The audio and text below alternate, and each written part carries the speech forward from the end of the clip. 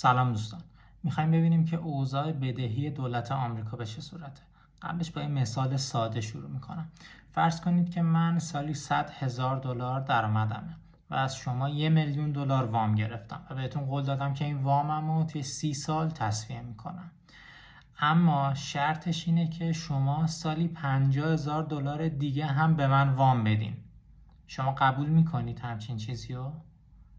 شرایطی که الان دولت آمریکا داره به این صورته. وام دهندگان کیا هستن؟ کسایی هستن که اوراق قرضه خزانه‌داری آمریکا رو میخرن.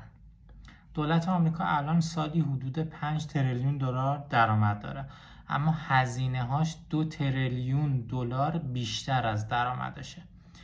کی میتونه پول چاپ کنه؟ وقتی که اوراق قرضه خزانه‌داریش مشتری داشته باشه. این اوراق رو میفروشه و پول چاپ میکنه و بهشون تعهد میده که آقا من بعداً پول شما رو با سودش پس میدم. الان 35 تریلیون دلار بدهکاره. هر سال 2 تریلیون دلار داره به بدهیش اضافه میشه.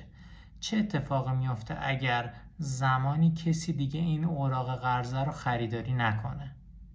اون وقت هژمونی دلار کم کم رو به افول میره و احتمالاً ارزهای دیجیتال و طلا جایگزینش میشن.